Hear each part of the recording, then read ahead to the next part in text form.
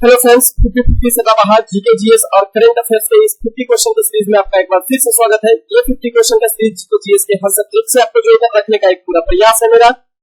आगामी एग्जाम्स के लिए स्टेट लेवल का एग्जाम हो, चाहे तो आप एसएससी की तैयारी करते हो या रेलवे की तैयारी करते हो, उसके लिए भी इंपॉर्टेंट क्वेश्चन होगा, क्योंकि ये क्वेश्चन आपको जो है वो एनसीईआरटी बेस्ड है, प्रीवियस ईयर क्वेश्चन बेस्ड है और साथ ही में ट्रेंडिंग क्वेश्चन के तौर पर भी आप इसे देख सकते हैं।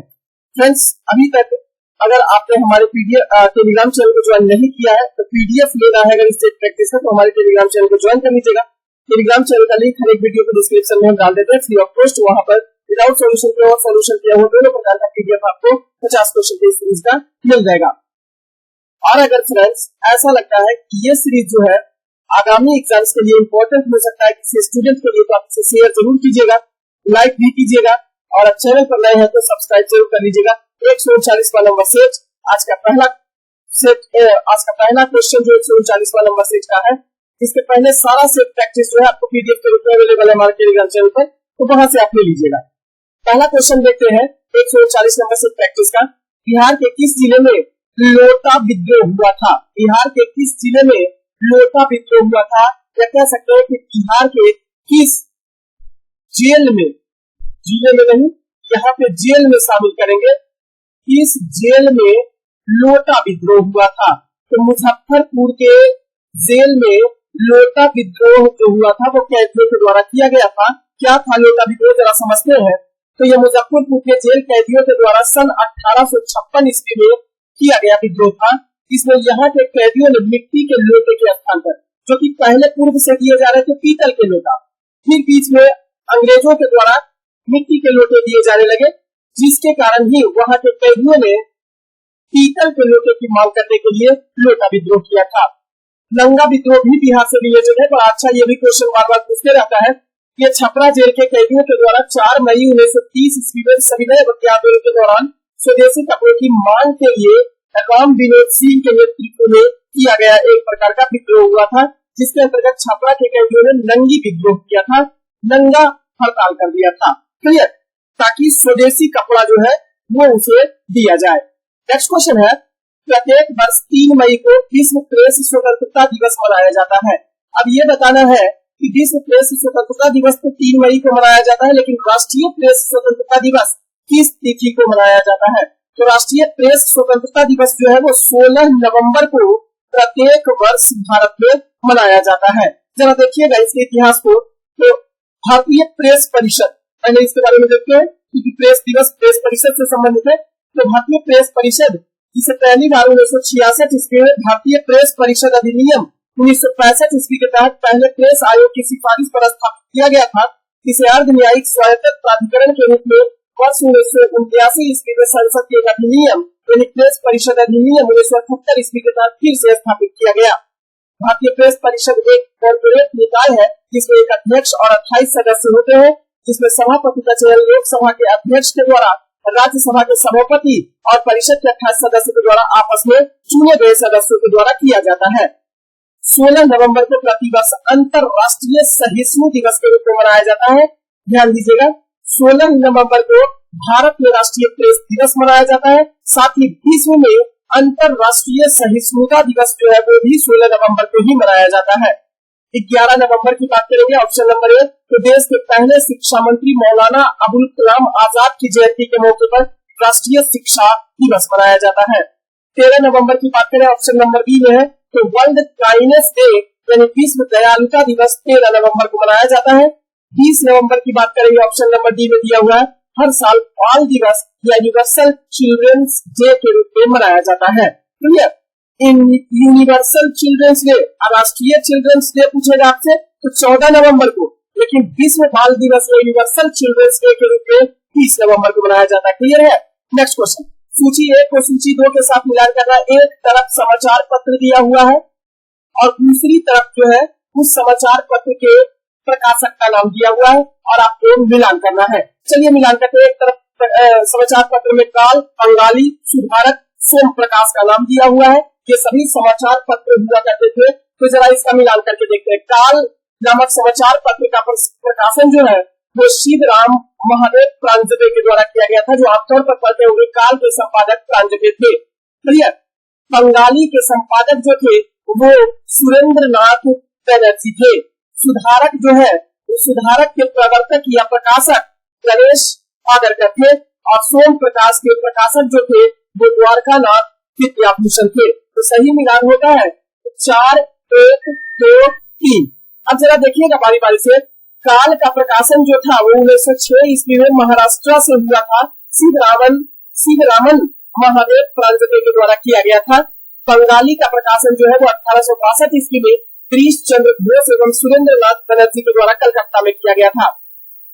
सुधारक नामक समाचार पत्र जो है वो मराठी और अंग्रेजी भाषा में एक साप्ताहिक पत्रिका था। इसका प्रकाशन गोपाल गणेश आगरकर के द्वारा लंदन में 1888 ईस्वी में किया गया था। क्लियर। सोम प्रकाश समाचार पत्र का प्रकाशन जो है वो द्वारका नाथ विद्याभूषण के द्वारा 1858 ईस्वी में कलकत्ता में किया गया था। भारत में समाचार पत्र का जनक जो है जो जेम्स ऑगस्टस हिकी को माना जाता है। इनके द्वारा भारत का पहला समाचार पत्र बंगाल गजट का प्रकाशन 1780 ईस्वी में किया गया था। फिर ध्यान देंगे भारतीय समाचार पत्र के जनक के रूप में राजा राम मोहन राय को माना जाता है। जबकि भारतीय पत्रकारिता का राजकुमार की बात किया जाए तो भारतीय पत्रकारिता का राजकुमार क्रिस्टोफर दास को माना जाता है। सभी पॉइंट ध्यान रखेंगे, इंपॉर्टेंट है। नेक्स्ट क्वेश्चन है भारत के सुधारात्मक याचिका। भारत में जो सुधारात्मक याचिका है उच्चतम न्यायालय में निम्न अनुच्छेद के अंतर्गत दाखिला की जा सकती है। सुधारात्मक याचिका को उच्चतम न्यायालय में अनुच्छेद 142 के तहत दाखिल किया जा सकता है। सुधारात्मक याचिका को अब ये समझेंगे कि सुधारात्मक याचिका है क्या। तो यदि सर्वोच्च न्यायालय एससी यानी सर्वोच्च न्यायालय द्वारा समीक्षा याचिका को खारिज कर दिया जाता है तो भी सुप्रीम कोर्ट से दोबारा समीक्षा करने का अनुरोध किया जा सकता है। अनुरोध किया जा सकता है। इस प्रकार की याचिका को आरोग्य कर या सुधारात्मक याचिका या क्यूरेटिव पिटीशन के नाम से जाना जाता है। क्लियर। सुधारात्मक याचिका शब्दावली का सर्वप्रथम प्रयोग हुर्रा बनाम अशोक हुर्रा जो 2002 में सर्वोच्च न्यायालय के मामला में किया गया था। अब ये इसमें एक शब्द आया है कि सर्वोच्च न्यायालय के द्वारा समीक्षा याचिका को खारिज कर दिया जाता है, उसके बाद सर्वोच्च न्यायालय जो है वो दोबारा समीक्षा करने का अनुरोध उससे किया जाता है। इसे ही सुधारात्मक याचिका कहा जाता है। तो समीक्षा याचिका क्या है जरा समझिएगा, यानी रिव्यू पिटीशन। मतलब यह होता है कि इस याचिका में कोर्ट अपने द्वारा दिए गए निर्णय पर फिर से विचार करता है कि कहीं कोई गलती तो नहीं रह गया और यह देखता है कि निर्णय लेने में कहीं कोई गलती तो नहीं रह गई। यह याचिका सिविल और क्रिमिनल दोनों मामलों में दायर की जा सकती है। यह याचिका अनुच्छेद 137 के तहत दायर किया जाता है। क्लियर। यानी अनुच्छेद 137 यानी समीक्षा याचिका की चर्चा करता है और यही समीक्षा याचिका को अगर खारिज कर दिया जाता है तब भी सर्वोच्च न्यायालय से दोबारा समीक्षा करने का अनुरोध किया जाता है। इसे ही कहा जाता है सुधारात्मक याचिका। क्लियर। उच्चतम न्यायालय द्वारा निर्मित वर्ष 1996 के नियमों के अनुसार समीक्षा याचिका निर्णय की तारीख के 30 दिनों के भीतर दायर की जानी चाहिए। क्लियर। नेक्स्ट क्वेश्चन, विश्वस्त मुद्रा जिसे फिड्यूशियरी मनी के नाम से जाना जाता है, तो विश्वस्त मुद्रा किसे कहा जाता है? तो धातु सिक्का, बैंक जमा, ये दोनों को विश्वस्त मुद्रा के रूप में या फिड्यूशियरी मनी के रूप में जाना जाता है। क्लियर। इसे ही प्रत्ययी धन या प्रत्ययी मुद्रा के नाम से भी जाना जाता है। इसका तात्पर्य यह होता है, कहने का मतलब विश्वस्त मुद्रा या प्रत्ययी धन या फिड्यूशियरी मनी जो होता है इसका तात्पर्य है भुगतानकर्ता और अदाता के बीच विश्वास द्वारा समर्थित धन जो होता है उसके रूप में धातु सिक्का और बैंक जमा ये सभी शामिल किए जाते हैं। क्लियर। ऐसी मुद्रा या धन भुगतान के साधन के रूप में स्वीकार किए जाते हैं, लेकिन सरकार के किसी आदेश के आधार पर ऐसा नहीं होता है। फिएट मनी एक शब्द आता है, फिएट मनी, यह सरकार के आदेश या अधिकार के द्वारा समर्थित धन होता है। अब देखो प्रत्ययी धन या विश्वस्त मुद्रा सरकार के आदेश पर आधारित नहीं होता है, लेकिन फिएट मुद्रा जो होता है वो सरकार के आदेश या अधिकार के द्वारा समर्थित धन होता है। इसके अंतर्गत नोट, सिक्का इत्यादि को शामिल किया जाता है। प्लास्टिक मनी को स्मार्ट कार्ड कहा जाता है। 1 रुपये का नोट और सिक्का जो होता है उसको वास्तविक मुद्रा कहा जाता है। सरकार द्वारा जारी नोट को प्रतीक मुद्रा या सांकेतिक मुद्रा या वैध मुद्रा के नाम से जाना जाता है। क्लियर है। नेक्स्ट क्वेश्चन, कोलेस्ट्रॉल का असामान्य स्तर किससे संबंधित होता है? जब कोलेस्ट्रॉल में असामान्य स्तर यानी कोलेस्ट्रॉल की मात्रा शरीर में ज्यादा बढ़ जाती है तो ऐसी स्थिति में धमनियों का कठोर हो जाना, जो आर्टरीज होते हैं जिससे शुद्ध रक्त प्रवाहित होता है हमारे शरीर में, ये आर्टरीज जो होते हैं वो कठोर हो जाते हैं, जिसके कारण से रक्त प्रवाह रुक जाता है और व्यक्ति की मृत्यु तक हो जाती है। क्लियर? अब समझते हैं कोलेस्ट्रॉल लेवल जो होता है वो सामान्य तौर पर 130 से लेकर 159 मिलीग्राम प्रति डेसीलीटर के बीच आता है, तो इसे हार्ड और बॉर्डर लाइन वाला माना जाता है। यदि किसी कोलेस्ट्रॉल का स्तर, कोलेस्ट्रॉल जब जांच होता है तो कोलेस्ट्रॉल का स्तर जो होता है 160 से लेकर 189 मिलीग्राम प्रति डेसीलीटर के बीच होता है, तो इसे हाई और खतरनाक माना जाता है। यदि आपका कोलेस्ट्रॉल लेवल 190 mg प्रति डेसीलीटर हो तो इसे बहुत ज्यादा हाई रिस्क वाला माना जाता है, जो कि सेहत के लिए खतरनाक होता है और ऐसी स्थिति में ही धमनियों का कठोर हो जाना व्याप्त हो जाता है। कोलेस्ट्रॉल या इसे ही हिंदी में पीत सांद्रव्य के नाम से जाना जाता है। यह मोम जैसा एक पदार्थ होता है जो यकृत यानी लीवर से उत्पन्न होता है। यह सभी पशुओं और मनुष्यों को कोशिका झिल्ली, मुख्य रूप से यह कोशिका झिल्ली में प्रवाहित होती है। कोशिका झिल्ली सभी शरीर के हर भाग में पाया जाता है। कोलेस्ट्रॉल शरीर में विटामिन डी हार्मोन्स पीत का निर्माण करता है। यही कोलेस्ट्रॉल का काम होता है, जो शरीर के अंदर पाए जाने वाले वसा को डाइजेस्ट करने में यानी पचाने में सहायता करता है। सन 1759 ईस्वी में फ्रेकोइस पुलिटियर की ला सैले ने कोलेस्ट्रॉल से इसे ठोस के रूप में पहचाना था और 1815 ईस्वी में रसायन शास्त्री यूजीन टूरबेल ने अपना इसका नाम जो है वो कोलेस्ट्राइन के नाम से रखा था। नेक्स्ट क्वेश्चन है, निम्नलिखित में से कौन सूफीवाद की चिश्तीय शाखा का संस्थापक था? सूफीवाद के चिश्तीय शाखा का संस्थापक जो था वो ख्वाजा अबू अब्दाल था। यह पूरे वैश्विक स्तर पर चिश्तीय शाखा के संप्रदाय के संस्थापक जो थे वो ख्वाजा अबू अब्दाल को माना जाता है। ध्यान दीजिएगा, इसमें ख्वाजा अबू इसहाक सामी चिश्ती और इसके शिष्य ख्वाजा अबू अहमद अब्दाल को चिश्ती संप्रदाय का प्रवर्तक माना जाता है। भारत में चिश्ती सिलसिला की स्थापना जो है वो ख्वाजा मोइनुद्दीन चिश्ती को माना जाता है। चिश्ती सिलसिला का प्रमुख केंद्र जो था वो अजमेर में था। भारत में सुहरावर्दी संप्रदाय के जनक के रूप में या संस्थापक के रूप में शेख शिहाबुद्दीन सुहरावर्दी को माना जाता है। भारत में कादरी सिलसिला का जनक जो है वो शेख अब्दुल कादरी जिलानी को माना जाता है। सतारी सिलसिला का जनक भारत में शाह अब्दुल सतारी को माना जाता है। फिरदौसी सिलसिला के संस्थापक भारत के बाबा फहरुद्दीन को माना जाता है। नक्शबंदी संप्रदाय के संस्थापक ख्वाजा अब्दुल्लाह को माना जाता है। क्लियर? नेक्स्ट क्वेश्चन, खून के रूप में ज्ञात लंबवत घाटियां कहाँ पाई जाती है? खून के रूप में, जैसे देहरादून है तो यह खून के रूप में ज्ञात लंबवत घाटी होती है, वो कहाँ पाया जाता है? तो यह निम्न हिमालय या लघु हिमालय और शिवालिक हिमालय के बीच जो दून घाटियां होती है उसे दून के नाम से जाना जाती है। ये लंबवत घाटियां होती है। क्लियर? निम्न हिमालय और शिवालिक हिमालय के बीच कई घाटियां स्थित होती है, जिसे पूर्व में, अब यही निम्न हिमालय और शिवालिक हिमालय के बीच में दून घाटी है। लंबवत घाटी को दून घाटी कहा जाता है, लेकिन यह पूर्व से पश्चिम तक फैला हुआ, तो पूर्व के क्षेत्रों में द्वार के नाम से, जैसे हरिद्वार, तो द्वार के नाम से इसे जाना जाता है और पश्चिम में इसे ही दून के नाम से जाना जाता है। देहरादून जो है वो दून देहरादून का दून जो है वो 35 किलोमीटर लंबा और 25 किलोमीटर चौड़ा के साथ सबसे बड़ा दून है। लघु हिमालय की 5 श्रेणियां महत्वपूर्ण होती है। 3 पांचाल पर्वत श्रेणी जो जम्मू कश्मीर में स्थित है, धौलाधर पर्वत श्रेणी जो हिमाचल प्रदेश में स्थित है, महाभारत पर्वत श्रेणी जो नेपाल में स्थित है, इसे सागर माथा कहा जाता है, माउंट एवरेस्ट इसी का भाग है, नाग टिब्बा पर्वत श्रेणी जो नेपाल में स्थित है और 5वां मसूरी पर्वत श्रेणी जो उत्तराखंड में स्थित है। ये पांचों के पांचों लघु हिमालय की 5 श्रेणियां है। लघु हिमालय के अंतर्गत शीतोष्ण मुलायम घास के मैदानों को जम्मू कश्मीर में मर्ग जिसे गुलमर्ग या सोनमर्ग कहा जाता है, जबकि उत्तराखंड में इसे बुग्याल एवं पयार के नाम से जाना जाता है।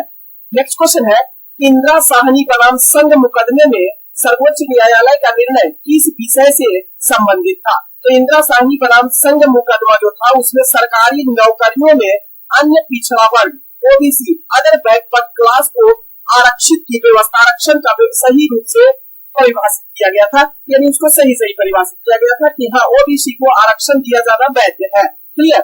ध्यान दीजिएगा, 77वां संवैधानिक संशोधन अधिनियम जो 1995 ईस्वी में हुआ था, इसमें इंद्र साहनी मामले में निर्णय दिया गया था कि केवल प्रारंभिक नियुक्तियों में आरक्षण होगा, पदोन्नति में आरक्षण नहीं होगा। इंदिरा साहनी एवं अन्य बनाम भारत संघ 1992 ईस्वी में इंदिरा साहनी मामले में 16 नवंबर 1992 ईस्वी को निर्णय दिया गया था, जिसमें ओबीसी के आरक्षण को वैध माना था। वर्तमान समय में क्रीमी लेयर की सीमा 8 लाख रुपया सालाना है। 1992 ईस्वी में सर्वोच्च न्यायालय ने अधिवक्ता इंदिरा साहनी की याचिका पर ऐतिहासिक फैसला सुनाते हुए जाति आधारित आरक्षण की अधिकतम सीमा को 50% तक कर दी थी।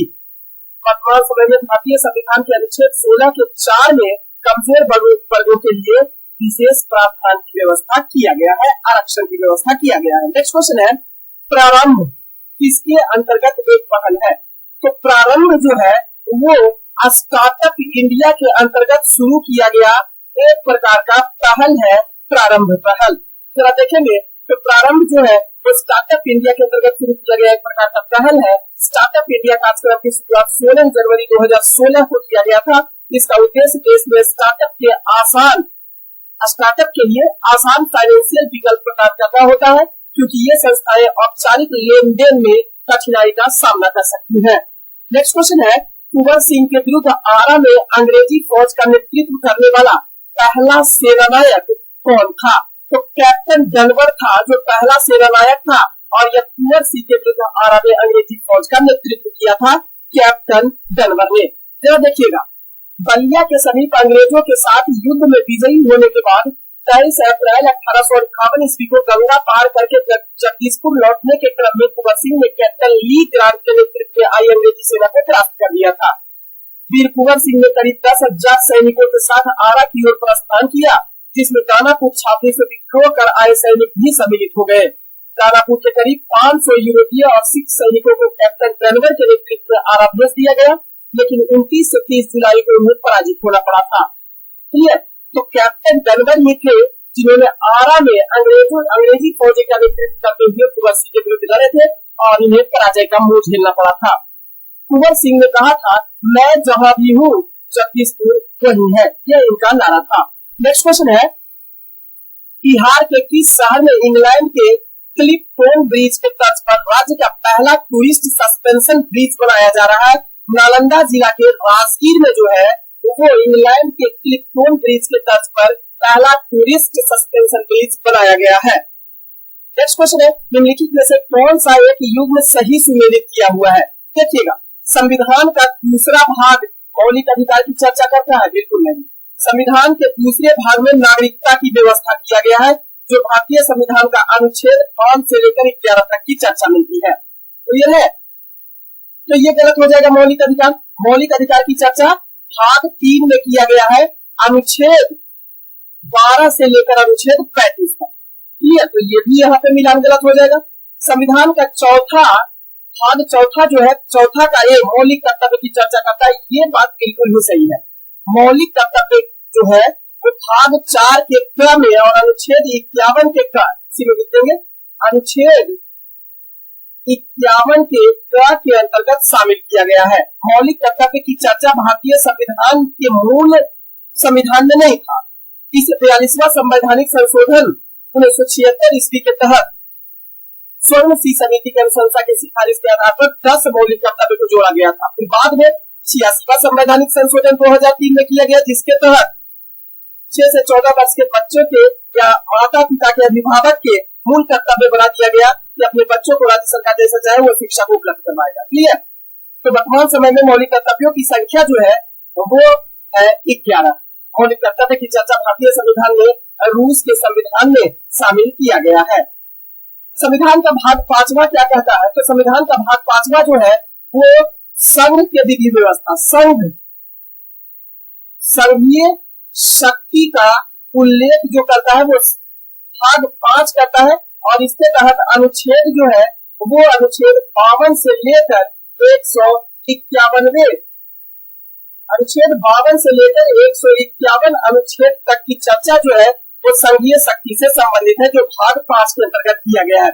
नीति निर्देशक तत्व की अगर बात करेंगे तो नीति निर्देशक तत्व जो है इसकी चर्चा किया गया है भाग 4 में किया गया है। और अनुच्छेद की अगर यदि जो बात करेंगे तो अनुच्छेद नीति निर्देशक तत्व अनुच्छेद 36 से लेकर 51 तक की चर्चा मिलती है। क्लियर।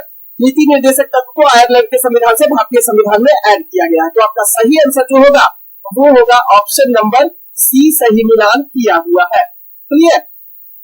नेक्स्ट क्वेश्चन, सकल मूल्य वर्धित जिसे जीवीए कहा जाता है, यानी ग्रॉस वैल्यू एडेड, सकल मूल्य वर्धित और सकल घरेलू उत्पाद जीडीपी, ग्रॉस डोमेस्टिक प्रोडक्ट के बीच संबंध को निम्नलिखित में से कौन सा सही ढंग से व्यक्त कर सकता है? तो समझेंगे, जीवीए बराबर जीडीपी माइनस अप्रत्यक्ष कर माइनस सब्सिडी। दूसरा है जीडीपी बराबर जीवीए माइनस अप्रत्यक्ष कर प्लस सब्सिडी।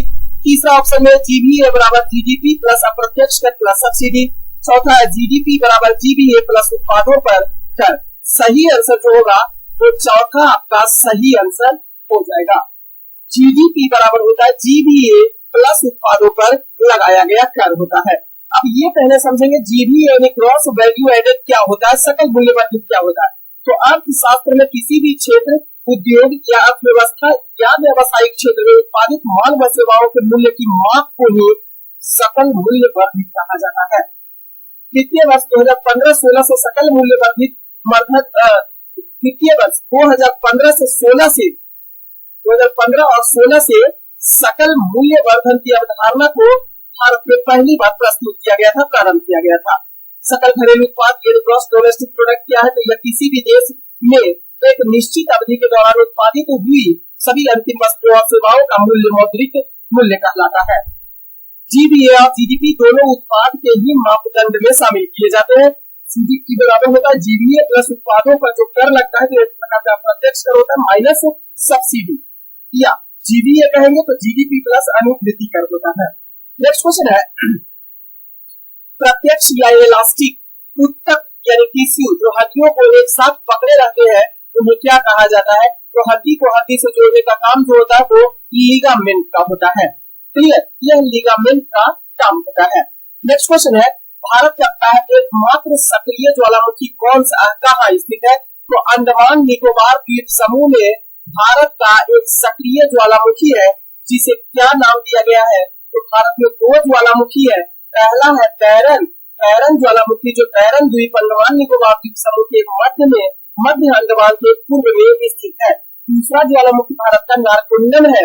नारकुंडम ज्वालामुखी जो है ये भी अंडमान निकोबार द्वीप समूह के उत्तरी अंडमान के पूर्व में स्थित है। जिसमें से पैरन ज्वालामुखी जो है वो एक सक्रिय या जागृत या एक्टिव वोल्केनो का उदाहरण है। कहने का मतलब भारत का पैरन ज्वालामुखी जो है एक सक्रिय ज्वालामुखी है और नारकुंडम जो है वो एक मृत ज्वालामुखी है। नेक्स्ट क्वेश्चन है, इनमें से किसने बाबर को सर एक पुल के युद्ध में परास्त किया था?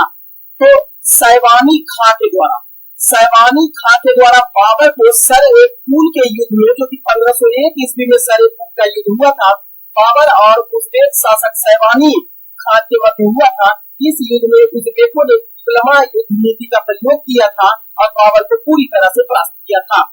सैवानी खां के बाद उबैदुल्ला खां उज़्बेक ने 1512 ईस्वी में बाबर को कुल ए मलिक के युद्ध में परास्त किया था। ये भी आप ध्यान रखेंगे। नेक्स्ट क्वेश्चन है, ओम मीटर किसका मात्रक होता है? तो प्रतिरोधकता का मात्रक जो होता है वो होता है ओम मीटर। क्लियर, ध्यान दीजिएगा, जबकि प्रतिरोध का मात्रक जो होता है वो ओम होता है। विद्युत आवेश का मात्रक कूलम्ब होता है। विद्युत चालकता की इकाई साइमंस होता है। ओम का प्रतिलोम ही होता है साइमंस। इसका नाम जर्मन वैज्ञानिक खोजकर्ता एवं उद्योगपति अर्नस्ट वर्नर वॉन साइमंस के नाम पर रखा गया था। पूर्व में इसे ओम का उल्टा यानी महो कहा जाता था, यानी पूर्व में विद्युत चालकता की इकाई को महो कहा जाता था, वर्तमान में इसे साइमंस कहा जाता है। नेक्स्ट क्वेश्चन है, निम्नलिखित में से कौन आर्कटिक परिषद का सदस्य नहीं है?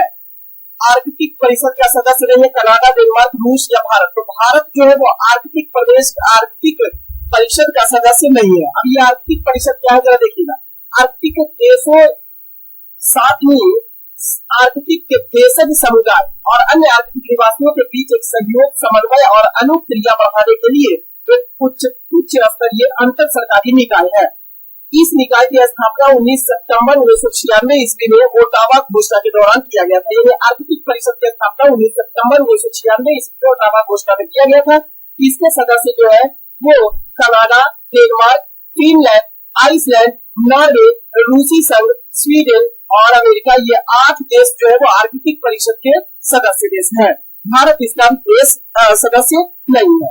नेक्स्ट क्वेश्चन है, हाल ही में किसे नेस्कॉम वैश्विक समावेशन शिखर सम्मेलन के 15वें संस्करण में महिला समावेशन में उत्कृष्टता के लिए DEI चैंपियनशिप 2023 पुरस्कार प्राप्त हुआ है। खूब अच्छा है। ऑल स्टेट इंडिया को नेस्कॉम वैश्विक समावेशन शिखर सम्मेलन के 15वें संस्करण में महिला समावेशन में उत्कृष्टता के लिए DEI चैंपियंस 2023 का पुरस्कार प्रदान किया गया है। नेस्कॉम ग्लोबल इंक्लूजन समिट के 15वें संस्करण में महिला समावेशन में उत्कृष्टता के लिए DEI चैंपियंस 2023 का पुरस्कार ऑल स्टेट इंडिया को प्रदान किया गया है। यह पुरस्कार ऐसे संगठन को मान्यता देता है जो महिलाओं की उन्नति के लिए DEI यानी डाइवर्सिटी, इक्विटी एंड इंक्लूजन प्रथाओं के लिए परिपक्वता प्रदर्शित करते हैं। DEI का मतलब होता है विविधता, समानता और समावेशन। DEI पहल विभिन्न पृष्ठभूमि और क्षमताओं को कर्मचारियों के प्रतिनिधित्व को बढ़ावा देती है। ऑल स्टेट कॉर्पोरेशन क्या है तो देखेंगे। ऑल स्टेट कॉर्पोरेशन जो है यह संयुक्त राज्य अमेरिका में सबसे बड़ी सार्वजनिक बीमा प्रदाता कंपनी में से एक है। ये USA, कनाडा, उत्तरी आयरलैंड और भारत में 18 कंपनियों का मालिक है और उसका संचालन करता है। भारत में ऑल स्टेट कॉर्पोरेशन को ऑल स्टेट इंडिया के नाम से जाना जाता है। इसी ऑल स्टेट इंडिया को नेस्कॉम के वैश्विक समावेशन शिखर सम्मेलन के 15वें संस्करण में महिला समावेशन की उत्कृष्टता के लिए DEI चैंपियंस 2023 का पुरस्कार प्रदान किया गया है। नेक्स्ट क्वेश्चन है, किस हार्मोन के स्रावित होने से हृदय गति बढ़ जाती है और उत्तेजना का अनुभव होने लगता है? एड्रेनलिन हार्मोन एड्रीनल ग्रंथि से स्रावित होता है। एड्रेनलिन हार्मोन इसे लड़ो और उड़ो, फाइट एंड फ्लाइट हार्मोन के नाम से जाना जाता है। इसी के सेक्रीशन होने के फलस्वरूप हृदय गति बढ़ जाती है तथा उत्तेजना का अनुभव होता है। यह हार्मोन को एपिनेफ्रीन हार्मोन, इसी एड्रेनलिन हार्मोन को एपिनेफ्रीन हार्मोन के नाम से भी जाना जाता है।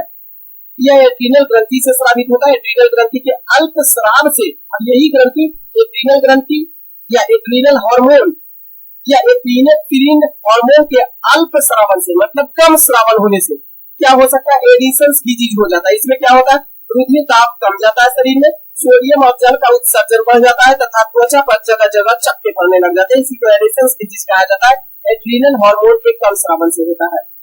जबकि क्रॉन्स डिजीज जो होता है वो भी एड्रीनल हार्मोन के कम सेक्रीशन के कारण हो जाता है। क्रॉन्स डिजीज इसमें सोडियम और पोटेशियम की कमी हो जाती है शरीर में और पेशियों में जो मसल्स होते हैं उसमें अकड़न आना तथा मृत्यु जैसी समस्या भी उत्पन्न होती है। अब एड्रीनल हार्मोन के ज्यादा स्रावन होने से, ज्यादा सेक्रीशन होने से क्या हो जाता है? तो इसके द्वारा भी रोग उत्पन्न होता है, जैसे कुशिंग डिजीज। कुशिंग डिजीज शरीर में जल एवं सोडियम का जमाव अधिक हो जाता है, प्रोटीन कैटाबॉलिज्म बढ़ जाना, हड्डियों में अनियमितता आना तथा पेशीय शिथिलन उत्पन्न होता है। दूसरा होता है एड्रीनल विरिलिज्म। यह भी एड्रीनल हार्मोन के अति स्रावन से होता है। इसमें स्त्रियों में पुरुष के लक्षण बनने लग जाते हैं, जैसे कि चेहरे पर दाढ़ी और मुस्कुरा जाना, आवाज मोटा हो जाना तथा पांचपन, ये सभी समस्या हो जाती है एड्रीनल ग्रंथि के ज्यादा स्रावन होने से। क्लियर? नेक्स्ट क्वेश्चन, ब्रिटिश निर्मित उत्पादों का गांधी का बहिष्कार प्रभावी हुआ क्योंकि ब्रिटेन भारत को एक बड़ा क्या समझता था? एक बहुत बड़ा। तो ध्यान दीजिएगा, ब्रिटिश लोग जो है, ब्रिटेन जो है वो भारत का निर्मित वस्तुओं का एक बाजार समझता था, जिसके कारण ही गांधी का बहिष्कार प्रभावी हो सका था। क्लियर? खूब अच्छा क्वेश्चन है। निर्मित वस्तुओं का बहिष्कार समझता था ब्रिटेन के लोगों या ब्रिटिश लोग, जिसके कारण से गांधी का बहिष्कार प्रभावी हो सका ब्रिटिश निर्मित उत्पादों का। क्लियर? ब्रिटिश निर्मित उत्पादों का गांधी का बहिष्कार प्रभावी हुआ क्योंकि ब्रिटेन भारत को निर्मित वस्तुओं का बाजार समझता था। 23 नवंबर 1919 ईस्वी को आयोजित प्रथम अखिल भारतीय खिलाफत आंदोलन में मोहनदास करमचंद गांधी उपस्थित हुए। इन्होंने इस सम्मेलन में पहली बार असहयोग आंदोलन की अपनी योजना और क्रियाविधि प्रस्तावित की। ब्रिटेन के वस्तुओं का बहिष्कार करने, सरकार के सहयोग न करने और विदेशी लोगों की शिकायतों के प्रति प्रबुद्ध करने के लिए प्रस्ताव पारित किया था। क्लियर? नेक्स्ट क्वेश्चन, 22 मार्च 2023 को मनाए गए बिहार दिवस की थीम क्या थी? बड़ा अच्छा क्वेश्चन है बिहार से रिलेटेड। बिहार दिवस की थीम 22 मार्च 2023 को जो प्रत्येक वर्ष 22 मार्च को बिहार का स्थापना दिवस के रूप में मनाया जाता है। इस वर्ष यानी कि 2023 में इसका थीम जो है युवा शक्ति बिहार की प्रगति रहा है। बिहार दिवस 2022 का भी थीम याद रखेंगे, ये तो 23 का था युवा शक्ति बिहार की प्रगति, जबकि 2022 का बिहार दिवस का थीम जो था वो जल जीवन हरियाली था। क्लियर? तो सही आंसर युवा शक्ति बिहार की प्रगति 2023 में बिहार दिवस के अवसर का थीम था, विषय था, जबकि जल जीवन हरियाली 2022 का थीम रहा था। क्लियर, यानी विषय रहा था। क्लियर है।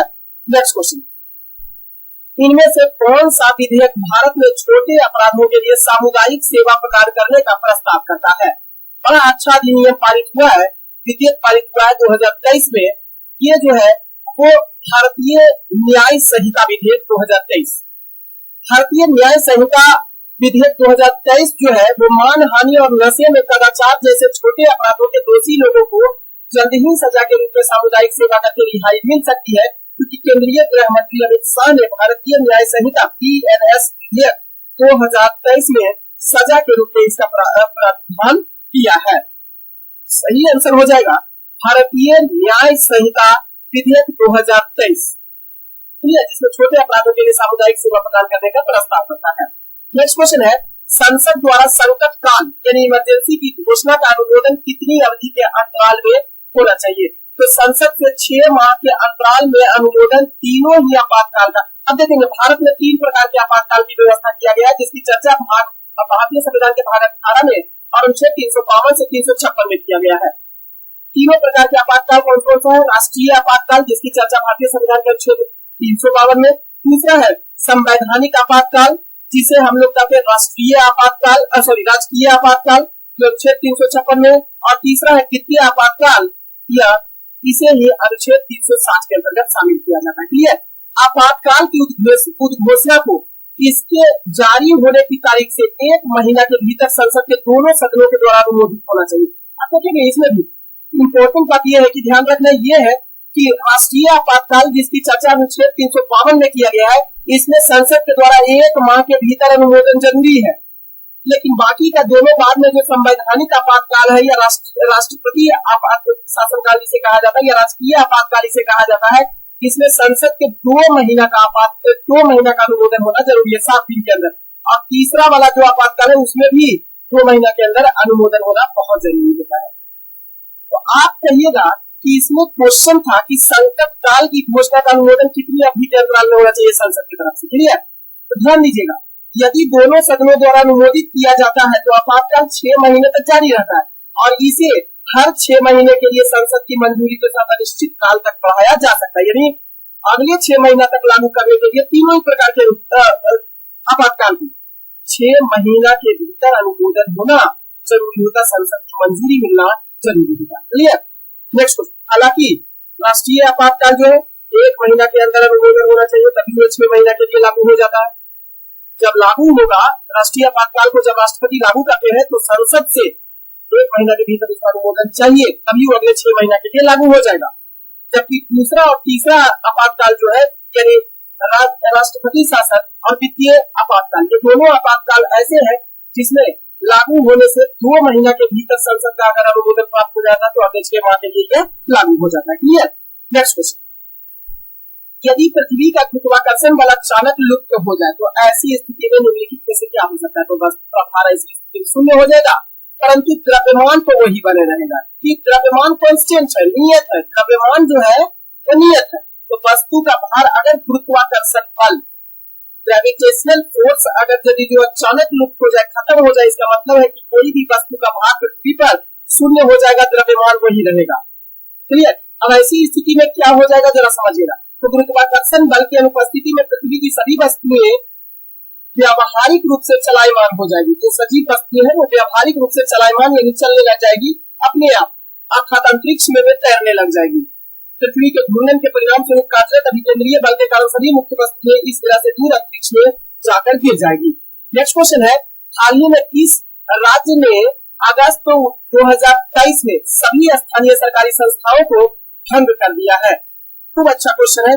कौन सा ऐसा राज्य है जो अगस्त 2023 में सभी स्थानीय सरकारी संस्थाओं को भंग कर दिया है?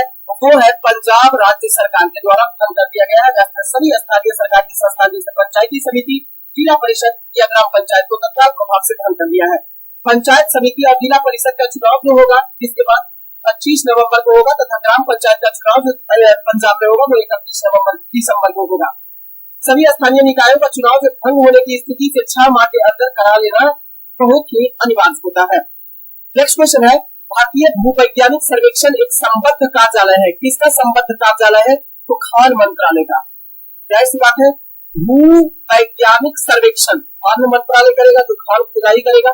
भारतीय भूवैज्ञानिक सर्वेक्षण geological survey of India Bharat सरकार के खान मंत्रालय के अधीन कार्यरत एक संगठन है और इसकी स्थापना 1851 ईस्वी में हुई थी। इसका कार्य भूवैज्ञानिक सर्वेक्षण और अध्ययन करना है। इसका मुख्यालय जो है वो कलकत्ता में स्थित है। इसके 6 क्षेत्रीय कार्यालय लखनऊ, जयपुर, नागपुर, हैदराबाद, शिलांग और कोलकाता में स्थित है। नेक्स्ट क्वेश्चन है, तीर पांजाल श्रेणी में सीधे सपाट ऊपरी स्थान को क्या कहा जाता है? तो तीर पांजाल श्रेणी में सपाट ऊपरी भागों को स्थानों को करेबा के नाम से जाना जाता है। ये करेबा जो होता है मुख्य रूप से केसर, बादाम, अखरोट, सेब और मेवों की खेती के लिए जाना जाता है। यह जम्मू कश्मीर में पाया जाता है। तीर पांजाल श्रेणी में यह 1500 से लेकर 1800 मीटर की ऊंचाई पर मिलता है, जो झीलीय निक्षेप होता है। इसी को करेबा कहा जाता है। कश्मीरी बोली में करेबा का अर्थ होता है ऊपर उठी हुई भूमि। अब ऑप्शन में दिया हुआ है, ऑप्शन नंबर डी में काल बैसाखी। काल बैसाखी से तात्पर्य क्या है? तो तेज गति से चलने वाला स्थानीय तूफान गर्मी के मौसम में चलता है। इसे लू कहा जाता है उत्तर भारत में। इस प्रकार के तूफान साधारणतः बंगाल में आते हैं। गर्म एवं शुष्क स्थानीय हवाएं और आर्द्र समुद्री हवाएं इसका कारण बनता है। इन हवाओं के मिलन के कारण मूसलाधार बारिश होता है। प्रवाल द्वीप क्या होता है? जो ऑप्शन नंबर सी में है। तो इसका तात्पर्य यह होता है कि समुद्री भागों में समुद्री प्रवाल के द्वारा, समुद्री जीवों के द्वारा जो प्रवाल भित्ति बना दिया जाता है, दीवार बना दिया जाता है, इसके ऊपरी भाग के सागर के तल के ऊपर दिखाई पड़ता है। इसे प्रवाल द्वीप कहा जाता है। 16 क्या है? तो दक्षिण भारत के उच्च पर्वतीय क्षेत्र मुख्यतः केरल, कर्नाटक और तमिलनाडु में घास के मैदान के बीच घाटियों में पाए जाने वाले अल्प विकसित उष्णकटिबंधीय पर्वतीय वन के टुकड़े को स्थानीय रूप से 16 कहा जाता है। नेक्स्ट क्वेश्चन है, 30वां बिहारी सम्मान, 30वां बिहारी पुरस्कार किसे प्रदान किया गया? खूब अच्छा क्वेश्चन। 30वां आप देखेंगे अभी तक 32वां मिल चुका है 2023 तक। क्लियर? तो ध्यान देंगे 30वां के बारे में आपसे पूछा है तो 30वां, 31वां, 32वां तीनों आप ध्यान रखिएगा।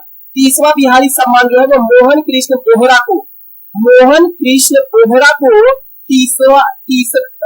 30वां बिहारी पुरस्कार प्रदान किया गया है। उनकी पुस्तक, उनकी आलोचना ग्रंथ तस्लीमा संघर्ष और साहित्य के लिए 2020 में प्रदान किया गया था। मधु कांकरिया को उनके वर्ष 2018 में प्रकाशित उपन्यास हम यहाँ थे के लिए 30वें बिहारी पुरस्कार से सम्मानित किया गया था। जबकि 2022 का 32वां बिहारी पुरस्कार उदयपुर निवासी माधव हाड़ा को उनके आलोचना ग्रंथ बजरंग चोला पहल सखीरी को दिया गया था। बिहारी पुरस्कार के बिरला फाउंडेशन के द्वारा प्रदान किया जाने वाला प्रतिष्ठित साहित्यिक सम्मान है, जिसकी शुरुआत 1991 ईस्वी में रीति काल के प्रसिद्ध कवि बिहारी लाल के नाम पर की गई थी। इसके तहत 2.5 लाख रुपया का पुरस्कार और एक प्रशस्ति पत्र प्रदान किया जाता है। वर्ष 1991 ईस्वी में प्रसिद्ध कवि जय सिंह नीरज को उनके काव्य संकलन खानी का आदमी के लिए प्रथम बिहारी पुरस्कार से सम्मानित किया गया था। नेक्स्ट क्वेश्चन है, साबुन के बुलबुले के अंदर का दाब क्या होता है? तो साबुन के बुलबुले के अंदर का दाब जो होता है वो वायुमंडलीय दाब से अधिक होता है। आप देखेंगे साबुन के बुलबुले जो होते हैं, पानी में जो बुलबुले उठते हैं वो देखने में तो उत्तल लेंस की भांति लगता है, उत्तल लेंस की भांति देखने में लगता है, लेकिन व्यवहार करता है कैसा? अवतल लेंस की भांति व्यवहार करता है। ये भी क्वेश्चन कई बार पूछता है तो ध्यान रखिएगा इसको। इसमें से कौन सा प्रचालन प्रणाली यानी ऑपरेटिंग सिस्टम भारत में विकसित हुई थी? कौन सा भारत में विकसित ऑपरेटिंग सिस्टम है? ऑप्शन है Indian operating system solutions, Windows Vista, Bharat operating system solutions या लाइनेक्स मिंट। तो भारत ऑपरेटिंग सिस्टम सॉल्यूशंस जो है वो भारत में विकसित किया गया ऑपरेटिंग सिस्टम है। इसे 2007 में विकसित किया गया था। भारत ऑपरेटिंग सिस्टम सॉल्यूशंस, इसे बॉस कहा जाता है, BOSS बॉस कहा जाता है भारत ऑपरेटिंग सिस्टम सॉल्यूशंस को। सी टैग के द्वारा विकसित लाइनेक्स वितरण है। सॉफ्टवेयर को बॉस GNU लाइनेक्स या बॉस लाइनेक्स के रूप में भी जाना जाता है। नेक्स्ट क्वेश्चन है, निम्नलिखित संगठनों में से किसने शुद्धि आंदोलन का समर्थन किया था? तो आर्य समाज के द्वारा शुद्धि आंदोलन का समर्थन किया गया था। आर्य समाज के संस्थापक जो थे वो स्वामी दयानंद सरस्वती को माना जाता है। आर्य समाज ने शुद्धि आंदोलन का समर्थन किया था। इसके तहत धर्म परिवर्तन, अब ये शुद्धि आंदोलन क्या था? आर्य समाज के अंतर्गत शुद्धि आंदोलन तो क्या था? तो इसके तहत धर्म परिवर्तन जो कर चुके लोग होते हैं, हिंदू धर्म से दूसरे धर्म में चले गए जो लोग होते थे, उनको पुनः हिंदू धर्म में वापस करने के संस्कार को शुद्धि आंदोलन कहा गया, शुद्धिकरण उसी को कहा गया, शुद्धि किया गया। क्लियर। यह आंदोलन आर्य समाज के प्रवर्तक स्वामी दयानंद सरस्वती के द्वारा सर्वप्रथम देहरादून में चलाया गया था। 11 फरवरी 1923 ईस्वी को आर्य समाज के नेता स्वामी श्रद्धानंद ने भारतीय शुद्धि सभा की स्थापना की थी। ध्यान रखेंगे, ब्रह्म समाज की स्थापना राजा राम मोहन राय के द्वारा 1828 ईस्वी में बंबई में किया गया था, बंगाल में किया गया था। देव समाज की स्थापना शिव नारायण अग्निहोत्री के द्वारा 1887 ईस्वी में किया गया था। प्रार्थना समाज की स्थापना केशव चंद्र सेन के सहयोग से एमजी रनाडे, आत्माराम पांडुरंग तथा देवेंद्र नाथ ठाकुर के द्वारा 1867 ईस्वी में किया गया था। नेक्स्ट क्वेश्चन है, आकस्मिक निधि को राष्ट्रपति व्यय दर कर सकता है कैसे? तो आकस्मिक निधि मतलब होता है अकस्मात अगर धन की जरूरत भारत सरकार को हो गई और ऐसे स्थिति में आकस्मिक निधि की बात की जाती है जब संसद सदन नहीं बैठा हुआ है।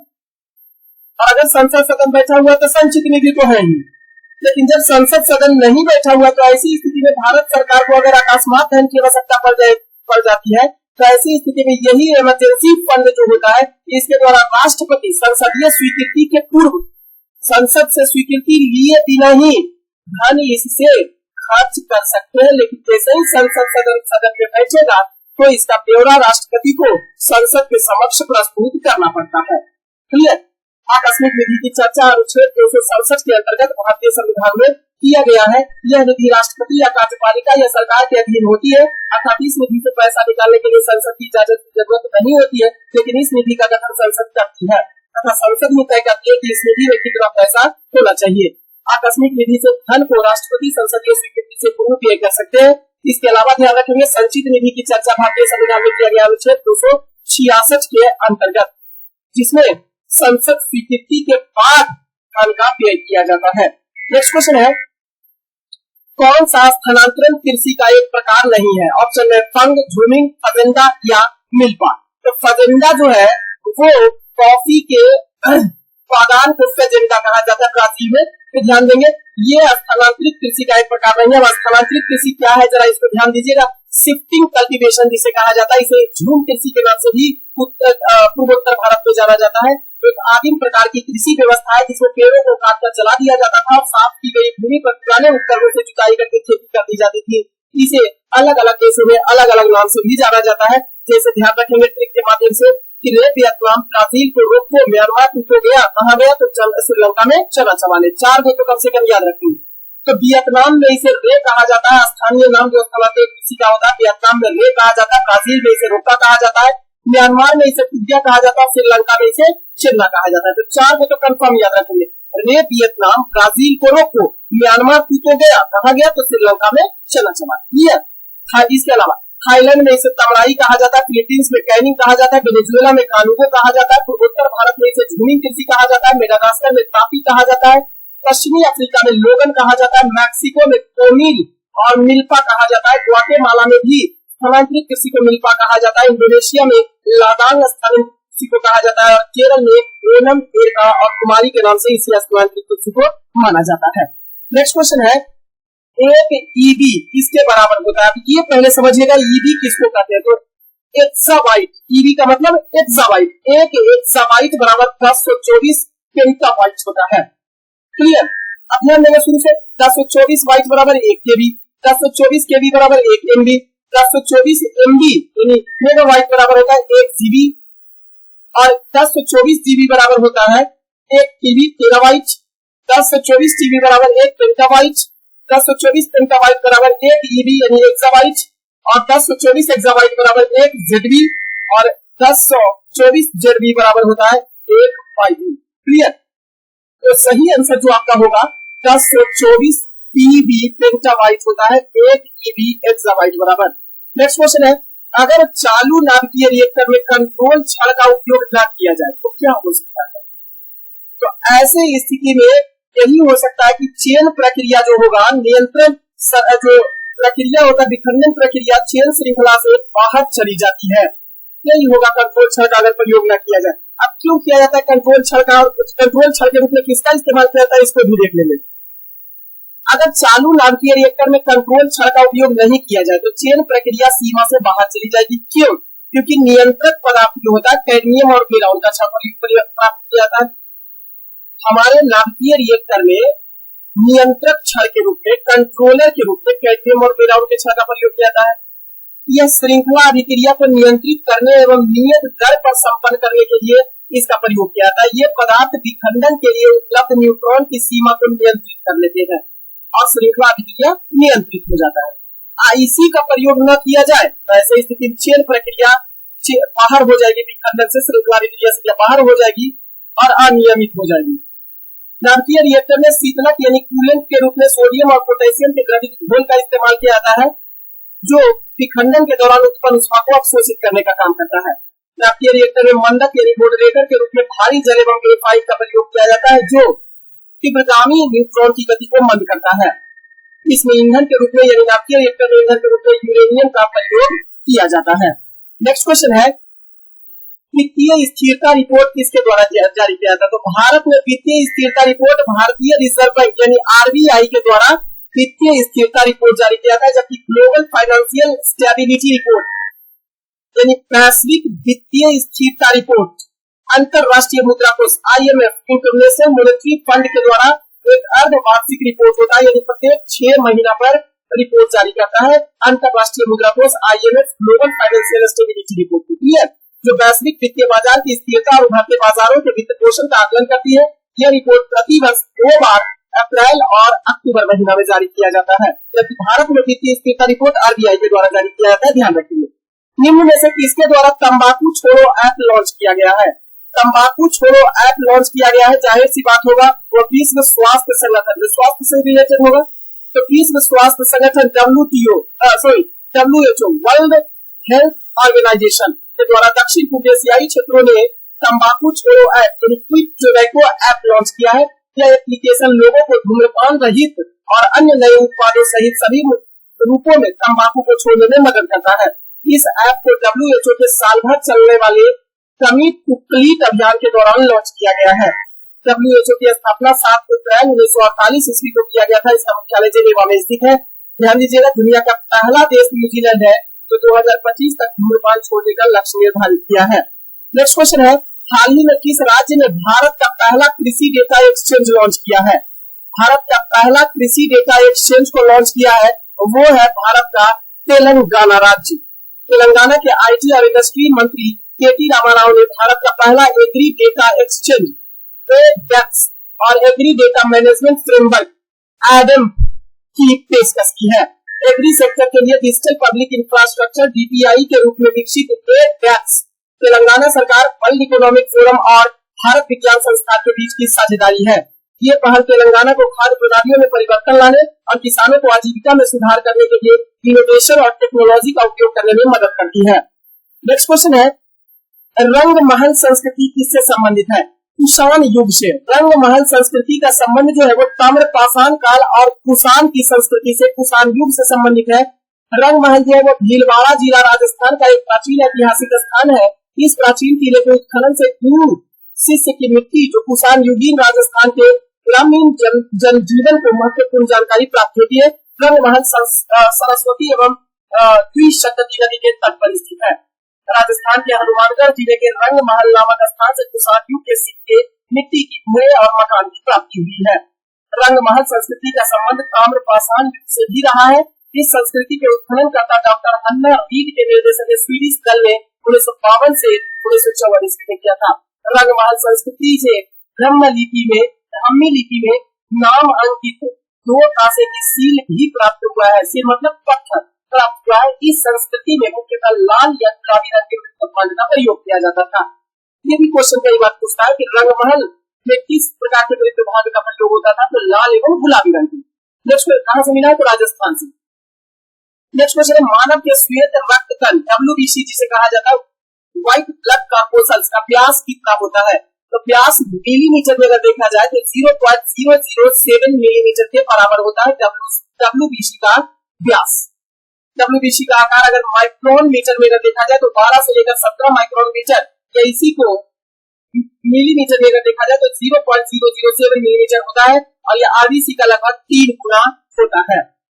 WBC का रासायनिक नाम जो होता है वो ल्यूकोसाइट होता है। ये 2 प्रकार का होता है, एक कणिकामय WBC जिसे ग्रैन्युलोसाइट्स कहा जाता है। कणिकामय WBC इसके अंतर्गत इओनोफिलोफिल्स, बेसोफिल्स तथा न्यूट्रोफिल्स को शामिल किया जाता है, जिसमें से ध्यान रखेंगे बेसोफिल्स जो WBC का प्रकार है, बेसोफिल्स सबसे कम मात्रा में पाया जाता है WBC में, न्यूट्रोफिल्स जो होता है वो सबसे अधिक मात्रा में पाया जाता है। दूसरा होता है WBC का प्रकार कणिका विहीन यानी WBC। कणिका विहीन WBC कहने का मतलब होता है एक ग्रेनुलोसाइट, एक होता है ग्रेनुलोसाइट जो कणिकामय होता है और दूसरा कणिका विहीन यानी एक ग्रेनुलोसाइट होता है। इसके अंतर्गत लिम्फोसाइट्स तथा मोनोसाइट्स को शामिल किया जाता है और मोनोसाइट जो होता है वो सबसे बड़ी WBC होती है, 15 से 18 माइक्रोमीटर इसकी कुल लंबाई होती है, इसको शामिल किया जाता है। क्लियर। नेक्स्ट क्वेश्चन, निम्नलिखित में से कौन सा एक प्रस्ताव भारत में मंत्री परिषद रख सकती है? मंत्री परिषद के द्वारा कौन सा प्रस्ताव? तो विश्वास प्रस्ताव। ऑप्शन है अविश्वास प्रस्ताव, भर्त्सना प्रस्ताव, स्थगन प्रस्ताव या विश्वास प्रस्ताव। तो विश्वास प्रस्ताव जो है वो मंत्री परिषद के द्वारा रखा जाता है। जो पदासीन मंत्री परिषद होता है, जो सत्तासीन परिषद होता है, उसके द्वारा यह रखा जाता है विश्वास प्रस्ताव। विश्वास प्रस्ताव भारत में मंत्री परिषद के द्वारा रखा जाता है। यह कार्यपालिका द्वारा विश्वास मत साबित करने के लिए विश्वास मत रखा जाता है और यह केवल लोकसभा में ही रखा जा सकता है। विश्वास मत पारित नहीं होने पर मंत्रिपरिषद को त्याग पत्र देना पड़ता है। अविश्वास प्रस्ताव क्या है? तो यह विपक्षी पार्टी के द्वारा सरकार के विरुद्ध केवल लोकसभा में लाया जा सकता है। इसे सर्वप्रथम 1963 अविश्वास प्रस्ताव को सर्वप्रथम 1963 ईस्वी में जवाहरलाल नेहरू के विरुद्ध JB कृपलानी के द्वारा लाया गया था। भर्त्सना प्रस्ताव की बात करें तो इसके द्वारा सरकार की किसी नीति या कार्य की निंदा की जाती है, इसे निंदा प्रस्ताव भी कहा जाता है।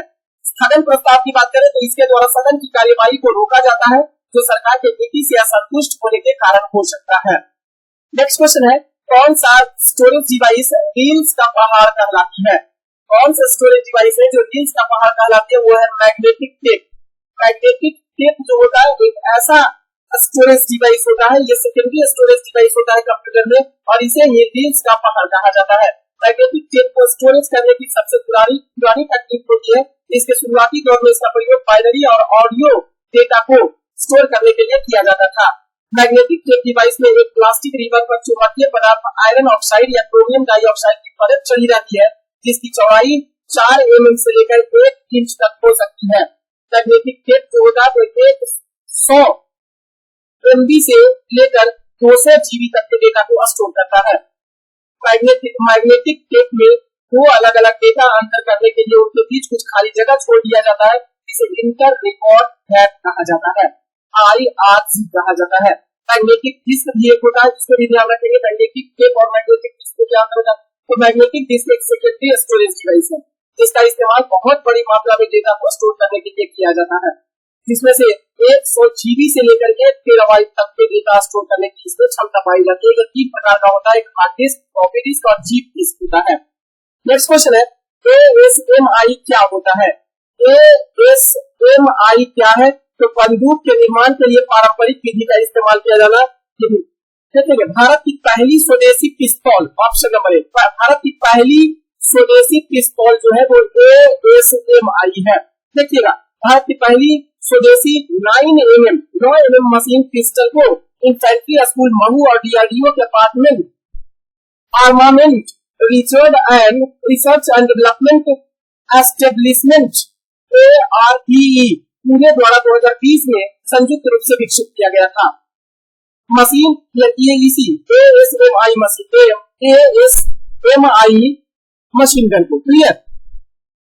मशीन, यह जो मशीन है पिस्तौल मुख्य रूप से पिस्तौल के स्व लोडिंग संस्करण है, जो या तो पूरी तरह से स्वचालित है या गोलियों की बौछार भी कर सकता है।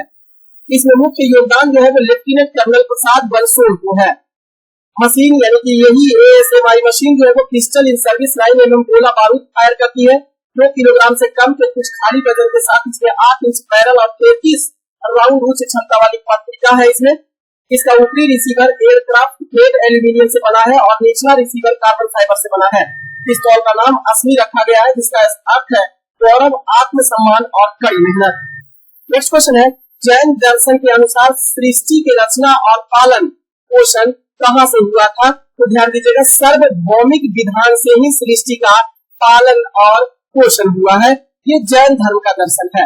ईश्वर इस सृष्टि का संचालन अथवा नियंत्रक नहीं है, जैन धर्म संसार को शाश्वत, नित्य और अनस्वर और वास्तविक अस्तित्व वाला मानता है।